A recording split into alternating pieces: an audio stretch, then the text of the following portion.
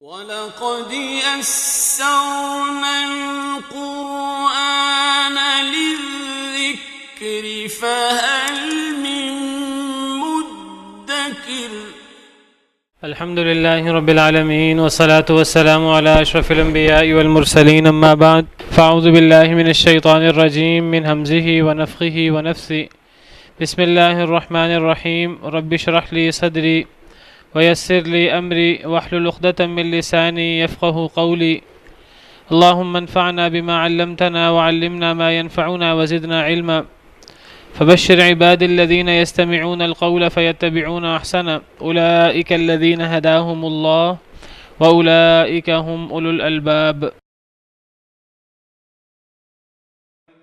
يا عبادي الذين آمنوا إن أرضي واسعة فإياي فاعبدون كل نفس ذائقة الموت ثم إلينا ترجعون والذين آمنوا وعملوا الصالحات لنبوئنهم من الجنة غرفا تجري من تحتها الأنهار خالدين فيها نعم أجر العاملين الذين صبروا وعلى ربهم يتوكلون وكأين من دابة لا تحمل رزقها الله يرزقها وإياكم وهو السميع العليم. يا عبادي الذين آمنوا إن أرضي واسعة فإياي فاعبدون. یا عبادی اے میرے بندو الذین آمنوا وہ جو ایمان لائے ہو، اے میرے مومن بندو، اے میرے وہ بندو جو ایمان لائے ہو، ان ارضی واسعۃ بے شک میری زمین بہت وسیع ہے، فإیایا فاعبدون پس خاص مجھ ہی سے، فاعبدون پس تم میری ہی عبادت کرو. اللہ تعالیٰ اپنے مومن بندوں کو خطاب فرما رہے ہیں. اللہ فرما رہے ہیں کہ اے میرے مومن بندو میری زمین بہت وسیع ہے، میری زمین چونکہ بہت وسیع ہے لہٰذا تمہیں صرف میری ہی عبادت کرنی چاہیے، میرے علاوہ کسی کی عبادت نہیں کرنی چاہیے. زمین کے وسیع ہونے کا اور اللہ کی عبادت کا کیا تعلق ہے آپس میں؟ زمین کے وسیع ہونے کا اور اللہ کی عبادت کا کیا تعلق ہے؟ ہاں، یعنی اس کا مطلب یہ ہے کہ اگر انسان کے لیے جہاں وہ رہتا ہے بچپن سے، جہاں اس کا خاندان، جہاں اس کے ماں باپ، اس کے قوم قبیلہ کے لوگ ہیں، وہاں انسان رہتا ہے، اگر انسان کے لیے وہاں دین پر عمل کرنا، دین کو قائم کرنا مشکل ہو جائے تو پھر اللہ کی زمین چھوٹی نہیں ہے، اللہ کی زمین بہت وسیع ہے. وعلیکم السلام ورحمۃ اللہ وبرکاتہ. پھر انسان کو اپنی جگہ نہیں رہنا چاہیے.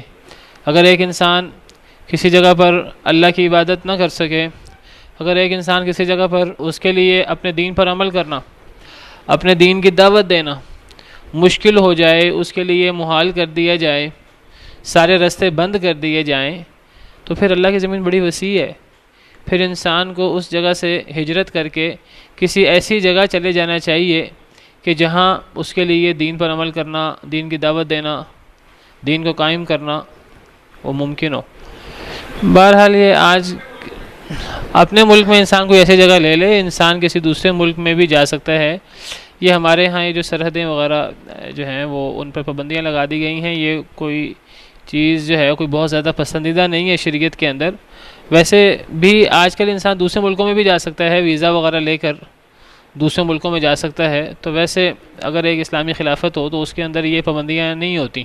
اگر ایک انسان کے لیے کسی جگہ پر دین پر عمل کرنا، دین کی دعوت دینا، دین کو قائم کرنا مشکل ہے تو پھر انسان کو وہ جگہ چھوڑ کر ایسی جگہ چلا جانا چاہیے جہاں اس کے لیے یہ چیزیں آسان ہوں، جہاں وہ یہ کام کر سکے. ضروری نہیں کہ وہ جگہ ایسی ہی ہو جہاں جو دارالاسلام ہو، جہاں اسلام نافذ ہو. یہ بھی ممکن ہے کہ وہاں اسلام نافذ نہ ہو لیکن وہاں دین پر عمل کرنے میں رکاوٹیں نہ ہوں، وہاں دین کو قائم کرنا مشکل نہ ہو، وہاں دین کی دعوت میں ایسی رکاوٹیں نہ ہوں جن کی وجہ سے انسان جو ہے اس کو پھیلا نہ سکے، دین پر عمل نہ کر سکے۔ جیسے صحابہ کرام مکہ مکرمہ میں تھے، جب ان کے لیے مکہ مکرمہ میں اپنے دین پر عمل کرنا، دین کو قائم کرنا مشکل بنا دیا گیا، تو پھر صحابہ کرام جو ہیں وہ ان کو حکم دیا گیا کہ وہ حبشہ کی طرف ہجرت کر جائیں۔ حالانکہ حبشہ وہ کوئی دارالاسلام نہیں تھا، لیکن وہاں نبی کریم صلی اللہ علیہ وسلم کو پتہ تھا وہاں کے حالات کا، کہ وہاں کا بادشاہ جو ہے وہ بڑا اچھے ذہن کا ہے، اچھے دل کا ہے، تو آپ نے کہا کہ صحابہ کرام وہاں چلے جائیں، وہاں ہجرت کر جائیں۔ وعلیکم السلام ورحمۃ اللہ وبرکاتہ۔ صحابہ کرام نے وہاں ہجرت کر لی، پھر کچھ صحابہ کرام واپس بھی آ گئے، پھر دوبارہ جب ان کے لیے مکہ میں رہنا مشکل ہو گیا، مزید مشکلات ہو گئیں، نبی کریم صلی اللہ علیہ وسلم کا تو خاندان تھا جو آپ کا دفاع کر رہا تھا، چاہے وہ لوگ مسلمان تھے یا نہیں تھے، لیکن خاندانی حمیت کے طور پر خاندان کے لوگ آپ کے ساتھ تھے۔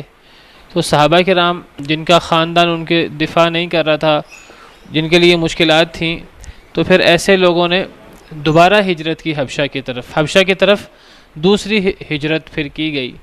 اور پھر جب مزید مشکل ہو گیا مکہ مکرمہ میں رہنا، تو پھر نبی کریم صلی اللہ علیہ وسلم سمیت تمام مسلمانوں کو پھر مدینہ منورہ کی طرف ہجرت کرنا پڑا۔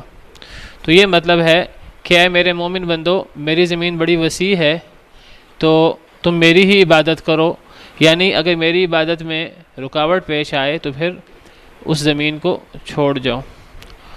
اور جو بندہ اگر اس کو اللہ کے دین کو قائم کرنے میں کوئی مشکل پیش آتی ہے اور وہ ہجرت نہیں کرتا، وہ ہجرت کرنے کی طاقت رکھتا ہے لیکن وہ ہجرت نہیں کرتا، تو پھر ایسے لوگوں سے مرتے وقت سوال ہوگا، اور ایسے لوگوں سے اللہ رب العالمین ناراض ہوں گے۔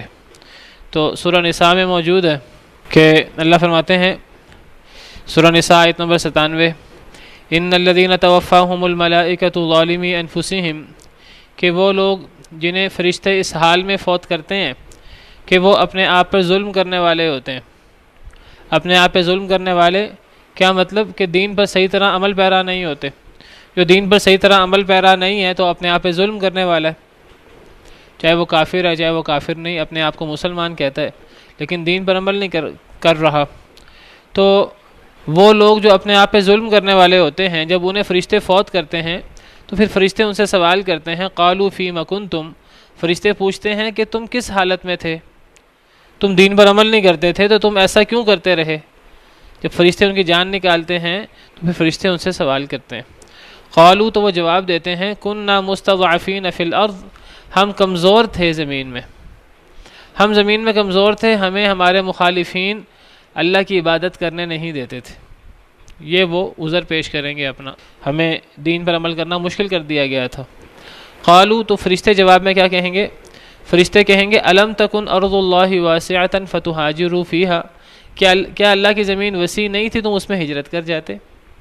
اگر تمہارے لیے یہاں عبادت کرنا مشکل تھا تو اللہ کی زمین تو بڑی وسیع ہے، اللہ کی زمین میں بڑی فراخی ہے، بڑی وسعت ہے، تم کسی اور جگہ چلے جاتے، وہاں ہجرت کر لیتے، وہاں جا کر عبادت کر لیتے، وہاں اپنے دین پر عمل کر لیتے۔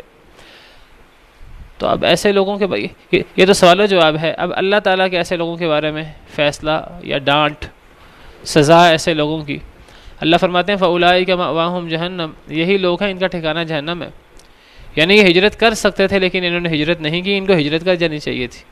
اب اگر انہوں نے ہجرت کی استطاعت کے باوجود انہوں نے دھیان نہیں دیا، اپنے دین کو انہوں نے فوقیت نہیں دی اپنی دنیا داری کے چکر میں کہ جی کسی اور جگہ جائیں گے تو وہاں پھر نئے سرے سے کمائی کرنی پڑے گی، وہاں نئے سرے سے گھر بار، نئے سرے سے سارا انتظام کرنا پڑے گا، تو اللہ فرماتے ہیں کہ ایسے لوگوں نے جنہوں نے پھر دین کو آگے نہیں رکھا، دین کو ترجیح نہیں دی، اللہ کی عبادت کو انہوں نے توجہ نہیں دی، اللہ کی عبادت کو پس پش ڈال دیا، انہوں نے کہا اللہ کی عبادت نہیں ہوتی تو نہ ہو، کم از کم ہم یہاں رہ تو رہے ہیں، کم از کم ہم یہاں دنیاوی طور پہ تو مطمئن ہیں۔ تو اللہ فرماتے ہیں یہی لوگ ہیں ان کا ٹھکانہ جہنم ہے، والعیاذ باللہ۔ دیکھیے امپلیمنٹ تو ہوتی ہے، یہ بات تو عام ہے۔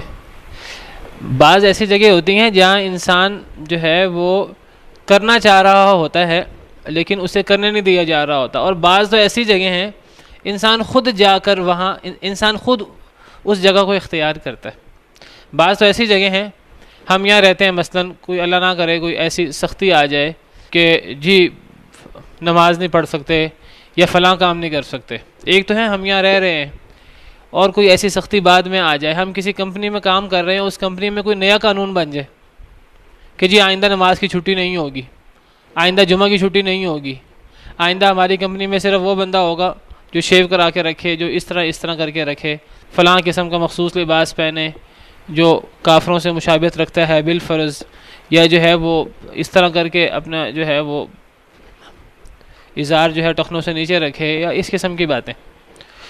تو وہاں یہ سوال ہے, ہم کیا کرتے ہیں, ہمیں پہلے ہی پتہ ہوتا ہے کہ فلاں کمپنی میں یہ پابندیاں ہیں, تو لیکن ہمیں پتہ ہے وہاں ہمیں اچھی پے ملتی ہے, وہاں سہولیات بہت زیادہ ہیں, ہمیں ملٹی نیشنل کمپنی میں جاب کرنی ہے, وہاں اس قسم کی پہلے سے پابندیاں ہوتی ہیں.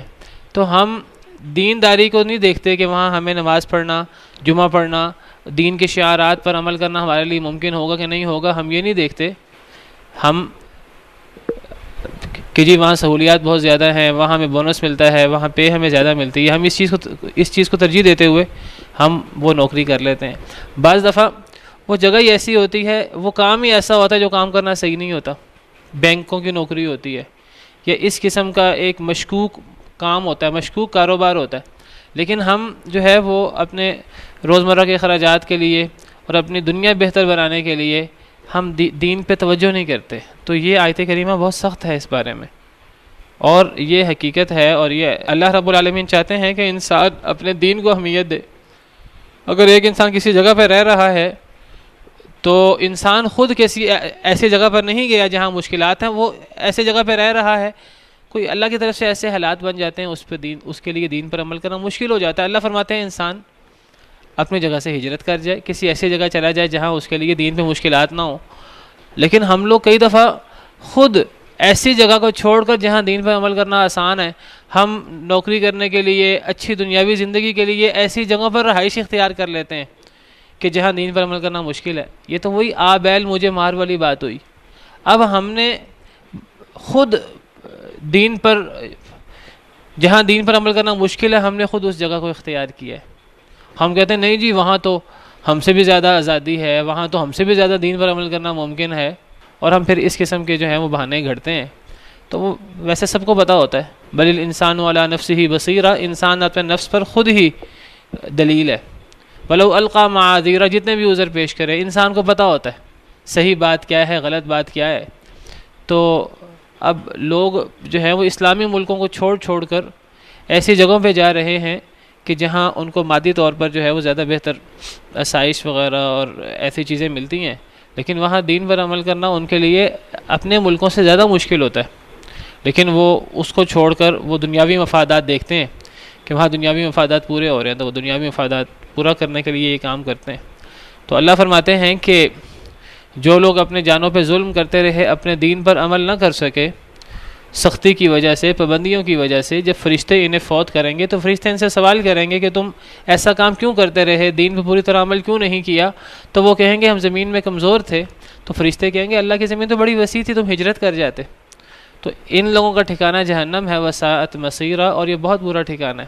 الا المستضعفین من الرجال والنساء والولدان, ہاں یہاں کچھ لوگ مستثنا ہیں, مگر وہ کمزور لوگ جو مرد ہوں یا عورتیں یا بچے. کمزور مرد, بوڑھے مرد جو ہجرت کرنے کی طاقت نہیں رکھتے, یا عورتیں جو طاقت نہیں رکھتے, یا بچے جو طاقت نہیں رکھتے.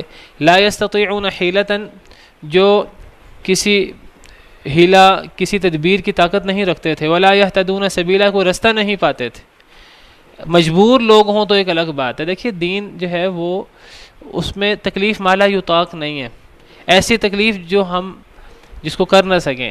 دین ہمیں ایسی چیزوں کا حکم نہیں دیتا, دین ہمیں ایسی چیزوں کا حکم دیتا جو ہم کر سکیں. لا یکلف اللہ نفسا الا وسعها, اللہ کسی انسان پر اس کی طاقت سے بڑھ کر تکلیف نہیں ڈالتے. جو ہجرت کر سکتا ہے اس کے لیے ہجرت کرنا ضروری ہے, جو ہجرت کر نہیں سکتا تو اس کے لیے پھر یہ پابندی نہیں ہوتی. تو اللہ فرماتے ہیں کہ جن لوگوں کی مجبوری ہے فاولئک عسى اللہ ان یعفو عنہم, یہی لوگ ہیں کہ شاید اللہ انہیں معاف کر دے. اور قرآن کریم میں جہاں بھی لفظ شاید ہے, سیدنا ابن عباس رضی اللہ عنہ سے مروی ہے کہ وہاں وہ یقین کے معنی میں ہے, یعنی ایسے لوگوں کو اللہ یقیناً معاف کر دیں گے جو معذور ہوں, جو کمزور ہوں، بوڑھے، عورتیں، مرد، عورتیں یا بچے، جو کوئی تدبیر کی طاقت نہ رکھتے ہوں، کوئی رستہ نہ پاتے ہوں، انہیں اللہ معاف کر دیں گے، اللہ معاف کرنے والے ہیں، بخشنے والے ہیں۔ لیکن باقی لوگوں کے لیے اللہ فرماتے ہیں کہ ان کا ٹھکانہ جہنم ہے، والعیاذ باللہ۔ جی دیکھیے، اگر مسلمان جو ہیں وہ مدد مانگیں دیگر مسلمانوں سے تو مسلمانوں کی مدد کرنی چاہیے، چاہے وہ ایسے مسلمان ہی کیوں نہ ہوں کہ جن سے کوئی دینی معاملات میں کوتاہی ہوئی ہو۔ اللہ تعالیٰ تو قرآن کریم میں فرماتے ہیں کہ جب مدینہ منورہ کی طرف ہجرت ہوئی تھی تو ایسی صورت میں ہجرت کرنا ضروری ہو گیا تھا سب لوگوں کے لیے۔ جب نبی صلی اللہ علیہ وسلم نے مدینہ کی طرف ہجرت کی تو سب لوگوں کے لیے ہجرت مدینہ لازمی ہو گئی تھی۔ اب کچھ لوگ ایسے تھے جنہوں نے ہجرت مدینہ نہیں کی، جنہوں نے مدینہ منورہ کی طرف ہجرت نہیں کی، تو اللہ تعالیٰ نے ان کے بارے میں قرآن کریم کی آیت اتاری کہ وہ لوگ جو ایمان لائے ہیں اور وہ لوگ جنہوں نے ہجرت کی ہے تو یہ لوگ ایک دوسرے کے دوست بھی ہیں اور یہ لوگ ایک دوسرے کے وارث بھی ہوں گے۔ اور اللہ نے فرمایا کہ جو لوگ ایمان لائے ہیں لیکن جنہوں نے ہجرت نہیں کی وہ تمہارے وارث نہیں ہوں گے۔ یہ قرآن کریم کی سورہ انفال کی آخری آیات ہیں، کوئی آخری سیکنڈ لاسٹ تھرڈ لاسٹ آئی تک سورہ انفال کی۔ اللہ فرماتے ہیں والذین آمنوا ولم یہاجروا ما لکم من ولایتہم من شیء حتی یہاجروا، جو لوگ ایمان لائے اور جنہوں نے ہجرت نہیں کی تو تمہارا اور ان کا آپس میں ولایت کا تعلق نہیں ہے۔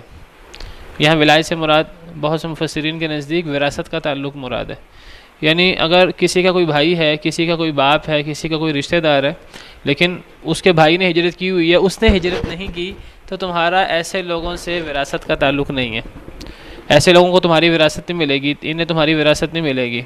لیکن ان کے بارے میں بھی فرمایا کہ ما لکم من ولایتہم من شیء حتی یہاجروا وان استنصروکم فی الدین فعلیکم النصر، اگر یہ لوگ بھی جنہوں نے ہجرت نہیں کی، حالانکہ ان کو ہجرت کرنی چاہیے تھی، وہ ہجرت کرنے کی طاقت رکھتے تھے لیکن انہوں نے ہجرت نہیں کی، اگر یہ لوگ بھی تم سے مدد مانگے تو تم پر ان کی مدد کرنا ضروری ہے۔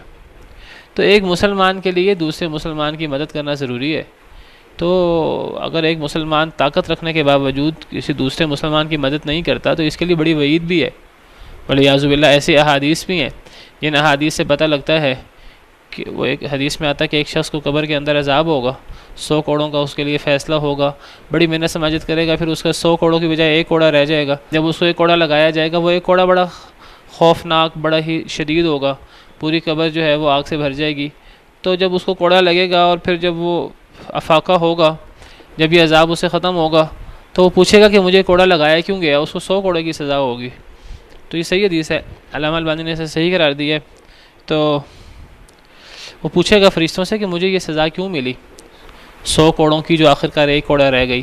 تو فرشتے کہیں گے کہ تم نے فلاں نماز بغیر وضو کے پڑھی تھی اور تمہارے سامنے ایک مسلمان پہ ظلم ہو رہا تھا، تم اس کی مدد کر سکتے تھے، تم نے اس کی مدد نہیں کی تھی۔ تو بہرحال ایک مسلمان کسی کی مدد کر سکے لیکن وہ مدد نہ کرے تو اس کی بڑی وعید ہے۔ تو جب مسلمان مدد مانگے تو مدد تو کرنی چاہیے ان کی۔ دیکھیے جی، مدد ان کی اس طرح کرنی ہے کہ جس انداز سے ان کی مدد ہو جس سے ان کو فائدہ پہنچے، یہ نہ ہو کہ ان کو بھی نقصان ہو ہمیں بھی نقصان ہو۔ منظم انداز سے جو ہے ان کی مدد ہونی چاہیے، اس انداز سے ان کی مدد کریں کہ یہاں سے کچھ لوگ جو ہیں وہ بارڈر کراس کر کے چلے جائیں اور بارڈر کراس کرنے کی وجہ سے ان کو خبر ملے کہ وہاں جو ہے نا کچھ مدد کرنے کے لیے لوگ آئے ہیں، تو وہ لوگ جگہ جگہ تلاشی لیں، تشدد کریں۔ کوئی ایسی صورت ہو جس کی وجہ سے مدد کرنے کی وجہ ہماری مدد سے ان کو فائدہ کی بجائے نقصان ہو، ہمیں ان کی ایسی مدد کرنی چاہیے جس مدد سے ان کو فائدہ ہو۔ اب مکہ مکرمہ میں کچھ ایسے مسلمان موجود تھے جب ہجرت ہوئی، کچھ ایسے مسلمان مکہ مکرمہ میں موجود تھے جو ہجرت نہیں کر سکے، عورتیں تھیں، بچے تھے یا کوئی بوڑھے مرد تھے جو ہجرت نہیں کر سکے۔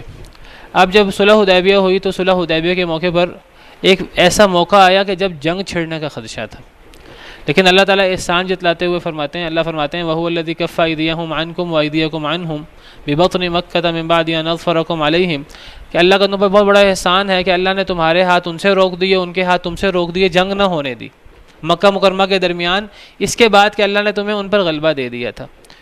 تھوڑی سی جھڑپ ہوئی، اس جھڑپ میں سارے کافر پکڑے گئے، مسلمانوں کا کوئی نقصان نہ ہوا، کوئی 80 کے قریب کافر جو ہیں وہ پکڑے گئے۔ صلح حدیبیہ کے موقع پہ تھوڑی سی جھڑپ ہوئی تھی، اللہ نے تمہیں فتح بھی دی لیکن اللہ نے جنگ نہیں ہونے دی۔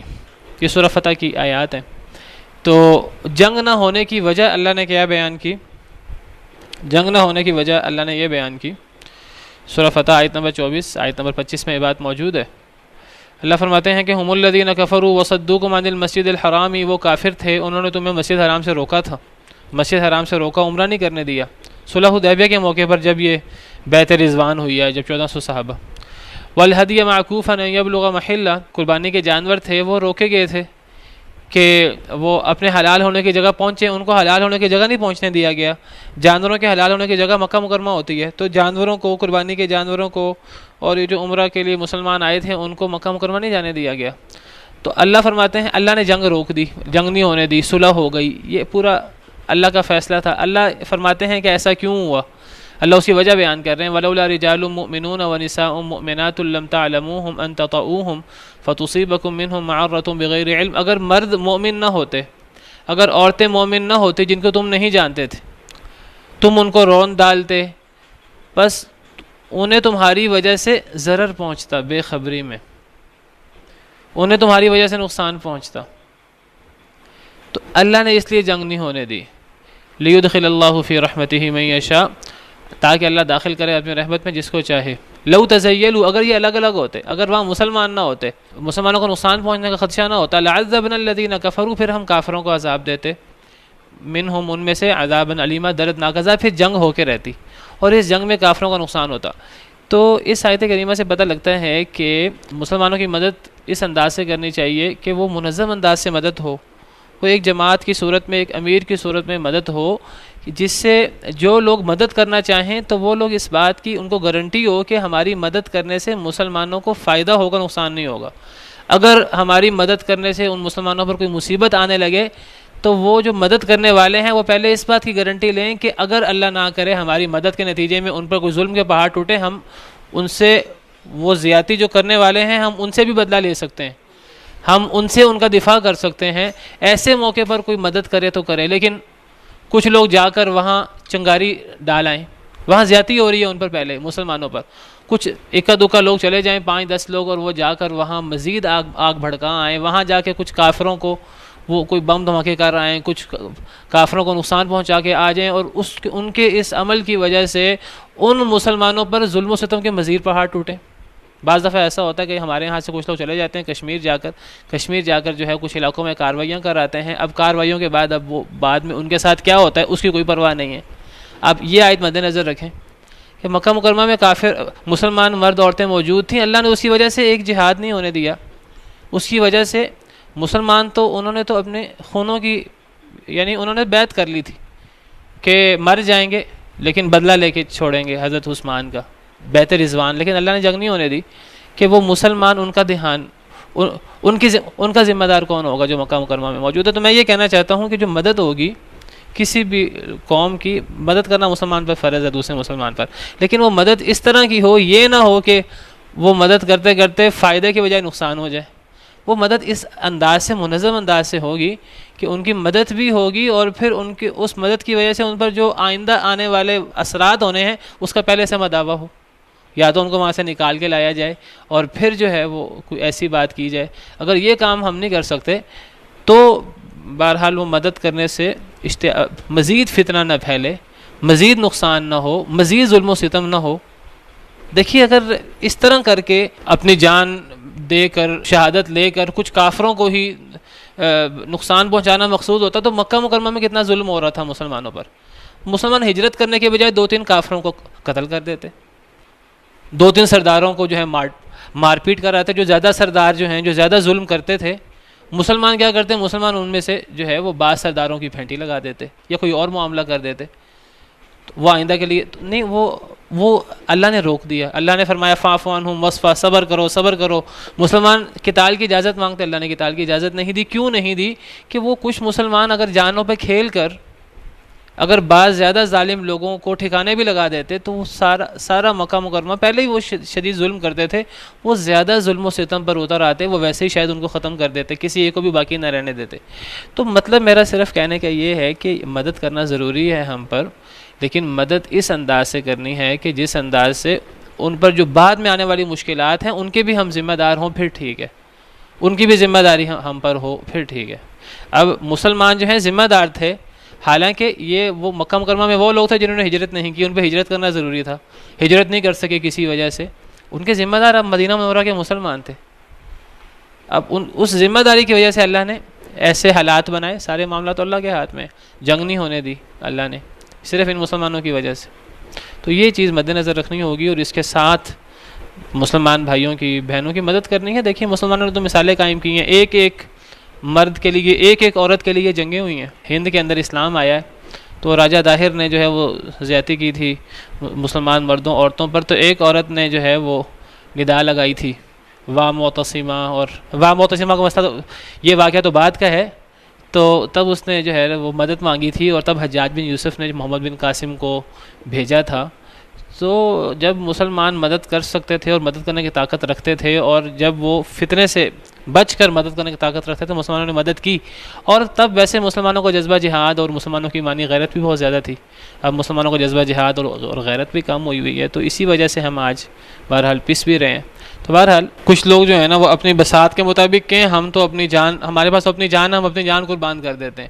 وہ اپنی جان قربان کر دیں، انہوں نے یہ بھی دیکھنا ہے ہماری جان قربان کرنے سے، اصل میں جان قربان کر دینا یہ دین کا مقصد نہیں ہے. میں آپ سے ایک بات عرض کر دوں، جان قربان کرنا دین کا مقصد نہیں. دین کا مقصد یہ ہے کہ دین اسلام کے غلبے کے لیے، اسلام کے غلبے کے لیے آپ کی صلاحیتیں، آپ کا وقت اور آپ کا مال اور آپ کی جان لگے، چاہے جان بھی یہاں لگ جائے، یہاں سب کچھ آپ کا لگ جائے، دین کے غلبہ ہوتا ہو اس سے تو فائدہ ہے.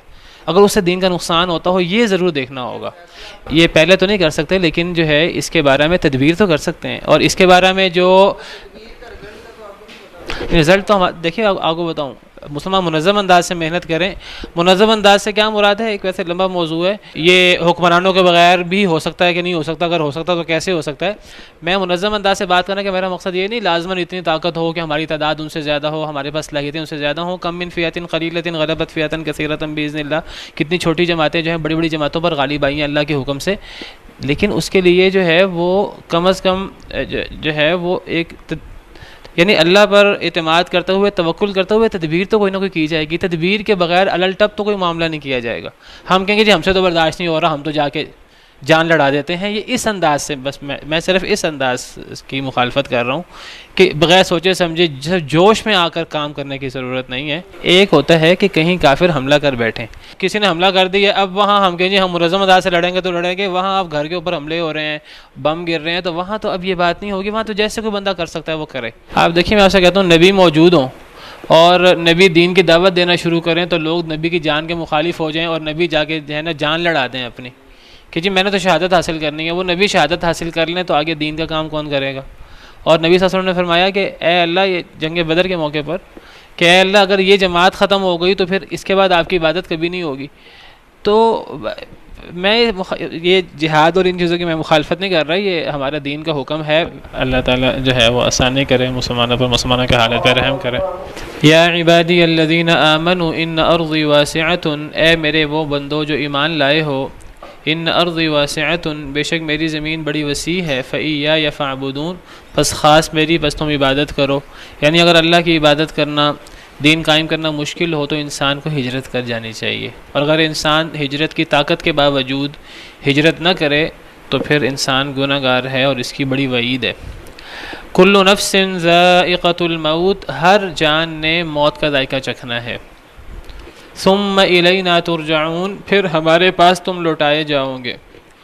کیا مطلب؟ یعنی مطلب یہ ہے کہ تم دنیاوی فائدے کے لیے، دنیاوی نقصان سے بچنے کے لیے کہ یہاں تو ہمارا گھر بار ہے، یہاں تو پورا جاب وغیرہ کی سیٹنگ ہے، یہاں کاروبار کی سیٹنگ ہے، اب یہاں دین پہ عمل نہیں ہو رہا تو کوئی بات نہیں، کاروبار تو چلو چل رہا ہے نا، تو اپنا دنیاوی فائدے کے لیے تم ہجرت نہ کرو. اللہ فرماتے ہیں یہ تو کام تم تب کرو جب موت نہ آنی ہو. جب تم نے ہمیشہ دنیا میں رہنا ہو پھر انسان دنیاوی فائدہ سوچے، دنیا کی بات کرے. جب انسان نے دنیا میں رہنا ہی نہیں، جب دنیا ہے ہی ایک عارضی سفر، جب ہے ہی مسافر انسان دنیا کے اندر، تو پھر جب موت آنی ہی آنی ہے تو پھر انسان کیوں نہ ایسی حالت میں اللہ کے پاس جائے کہ اللہ اسے راضی ہو، بجائے اس کے کہ انسان ایسی حالت میں اللہ کے پاس جائے کہ اللہ اسے ناراض ہو. انسان اپنا دنیاوی مفاد پورا کر رہا ہے، دین پر عمل نہیں ہو رہا، موت آ جائے تو یہ زیادہ بہتر ہے کہ انسان اپنا دین بچاتے ہوئے ایسی جگہ چلا جائے جہاں اس کو دنیا کی مشکل بھی آئے، دنیا اس کے لیے مشکل ہو جائے لیکن دین پر عمل کرنا ممکن ہو جائے. وہاں اگر موت آ جائے وہ زیادہ بہتر ہے کہ انسان جو ہے وہ جہاں اس کے نزدیک اس کی دنیا محفوظ ہے، دین محفوظ ہے کہ نہیں وہاں موت آنا بہتر ہے، موت ہر شخص کو آنی ہے، اللہ کے حضور ہر شخص نے پیش ہونا ہے، تو کیوں نہ انسان اپنے رب کو راضی کر کے اللہ کے پاس جائے، کیوں نہ انسان ایسی جگہ سے ہجرت کر کے اللہ کے پاس جائے جس جگہ اس کے لیے دین پر عمل کرنا مشکل، اصل چیز ہے ہی دین۔ تو دین کو بچانا انسان کے لیے دنیا سے زیادہ ضروری ہے، انسان دین کو بچا کر اللہ کے پاس جائے، اگر دین نہیں بچائے گا، دنیا کا فائدہ حاصل کرنے کے لیے وہیں بیٹھا رہے گا، تو موت تو اس کو آ جانی ہے، وہ زیادہ سے زیادہ 10 سال مزید وہاں زندہ رہ لے گا، 20 سال مزید زندہ رہ لے گا، 30 سال 50 سال زندہ رہ لے گا، کیوں نہ وہ اللہ کو راضی کر کے اللہ کے پاس جائے۔ اس لیے یہاں موت کا ذکر کیا، ہر نفس نے موت کا ذائقہ چکھنا، جو ہجرت کرے موت اس کو بھی آنی ہے، جو نہیں کرے اس کو بھی موت آنی ہے، کیوں نہ ہجرت کر کے انسان اللہ کے پاس جائے۔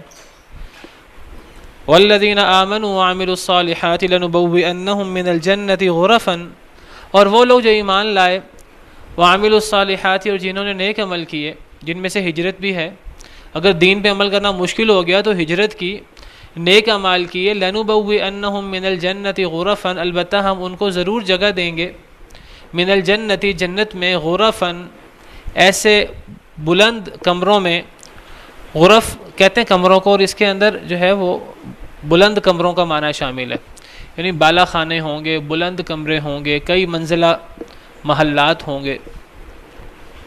وہ لوگ جو ایمان لائے اور جنہوں نے نیک عمل کیے، ہم ان کو جنت میں بالا خانے دیں گے، تجری من تحتها الانہار خالدین فیہا، جس کے نیچے سے نہریں بہتی ہوں گی، جس میں وہ ہمیشہ ہمیشہ رہیں گے۔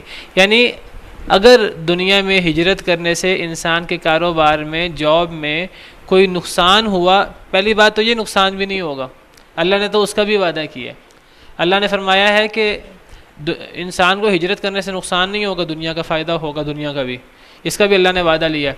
وَمَن يُهَاجِرْ فِي سَبِيلِ اللَّهِ يَجِدْ فِي الْأَرْضِ مُرَاغَمًا كَثِيرًا وَسَعًا، سورہ نساء کی آیت ہے، جو اللہ کے راستے میں ہجرت کرتا ہے تو وہ زمین میں بہت وسعت پاتا ہے اور بہت فراخی پاتا ہے، زمین میں وسعت پائے گا، اس کے لیے زمین زیادہ کھل کر، زیادہ وسیع ہو کر، دنیا اس کے لیے زیادہ وسیع ہو کر اس کے سامنے آئے گی۔ انسان سمجھتا ہے کہ نہیں میرے لیے دوبارہ محنت کرنا مشکل ہوگا، دوبارہ حالات بنانا مشکل ہوگا، اللہ فرماتے ہیں میں گارنٹی دیتا ہوں کہ ہجرت کے بعد انسان کے لیے فراخی ہو جائے گی۔ تو یہ تو دنیا کا فائدہ ہے، آخرت میں کیا فائدہ ہے؟ اللہ فرماتے ہیں ایسے لوگوں کے لیے پھر محلات ہیں کئی منزلہ، جن کے نیچے سے نہریں بہتی ہیں، جن میں وہ ہمیشہ ہمیشہ رہیں گے۔ دنیا کا بھی فائدہ، آخرت کا بھی فائدہ، دین بھی بچ گیا، دنیا کا بھی فائدہ، دنیا کے اندر بھی فراخی ملے گی، وسعت ملے گی، اور آخرت کے اندر جنتوں کا انسان وارث بنے گا۔ نعم اجر العاملین، کتنا ہی اچھا اجر ہے عمل کرنے والوں کا۔ تو حدیث مبارکہ میں آتا ہے، نبی کریم صلی اللہ علیہ وسلم کا فرمان ہے، ان فی الجنت غرفا، جنت کے اندر ایسے بالا خانے، ایسے کئی منزلہ محلات ہیں، ترا ظہورها من بطونها، جن کے ظاہری حصے ان کے اندر سے دیکھے جا سکتے ہیں، وبطونها من ظہورها، اور ان کے اندر کے حصے ان کے باہر سے دیکھے جا سکتے ہیں۔ فقال اعرابی، تو ایک بدو نے کہا، عرض کی، لمن ہی یا رسول اللہ، اے اللہ کے رسول صلی اللہ علیہ وسلم، وہ کس کے لیے ہیں وہ محلات، وہ بالا خانے کس کے لیے ہیں؟ قال، تو آپ نے فرمایا، ممکن ہے وہ شیشے کے ہوں یا اس قسم کے ہوں، باہر سے اندر نظر پڑے، اندر سے باہر نظر پڑے۔ تو ایک بدو نے عرض کیا کس کے لیے ہیں وہ؟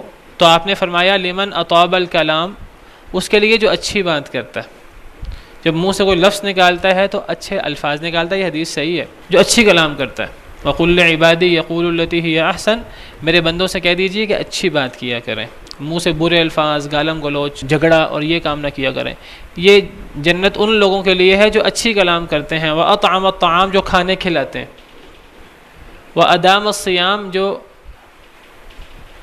دوام سے روزے رکھتے ہیں، بہت زیادہ روزے رکھتے ہیں، وَصَلَّى لِلَّهِ بِاللَّيْلِ وَالنَّاسُ نِيَامٌ، اور اللہ کے لیے رات کو جو نماز پڑھتا ہے اس حال میں کہ لوگ سو رہے ہوں۔ تو ایسے لوگوں کے لیے اللہ نے یہ باغات تیار کر رکھے ہیں۔ تو انہی باغات کے بارے میں اور انہی بالا خانوں کے بارے میں یہاں اس آیت کریمہ میں ذکر ہو رہا ہے۔ نعم اجر العاملین، بہت ہی بہترین اجر ہے عمل کرنے والوں کا۔ الذین صبروا، یہ وہ لوگ ہیں جنہوں نے صبر کیا، مشکلات پہ صبر کیا، دین پر عمل کرنے میں جو مشکلات آئیں، ہجرت کرنے میں جو مشکلات آئیں تو انہوں نے اس پہ صبر کیا۔ وعلی ربہم یتوکلون، جو اپنے رب پہ توکل کرتے ہیں، اپنے رب پہ توکل کر کے اپنا گھر بار، ماں باپ سب کو چھوڑنے پر تیار ہو جاتے ہیں، اور اپنے رب پر توکل کر کے دوسری جگہ ہجرت کر جاتے ہیں اور ان کو اللہ پر امید ہوتی ہے کہ اللہ تعالیٰ ہمیں وہاں بے سہارا نہیں چھوڑیں گے۔ اب ہجرت کرتے ہوئے انسان کو جو سب سے بڑا سوال ہوتا ہے وہی جو بار بار بات آ رہی ہے کہ دوبارہ نئے سرے سے انسان کو جاب کی، کاروبار کی سیٹنگ کرنی پڑے گی۔ تو اللہ اس کا جواب دیتے ہیں وَكَأَيٍّ مِّن دَابَّةٍ لَّا تَحْمِلُ رِزْقَهَا، کتنے ہی جانور ہیں، انسان تو چھوڑیے، کتنے ہی جانور ہیں، پرندے ہوں، مچھلیاں ہوں، زمین پہ چلنے والے جانور ہوں، حشرات ہوں، کتنے ہی جانور ہیں لا تحمل رزقها جو اپنا رزق اٹھائے نہیں پھرتے۔ اللہ یرزقها وإیاکم، اللہ ہی انہیں رزق دینے والے ہیں، تمہیں بھی رزق اللہ نے دینا ہے۔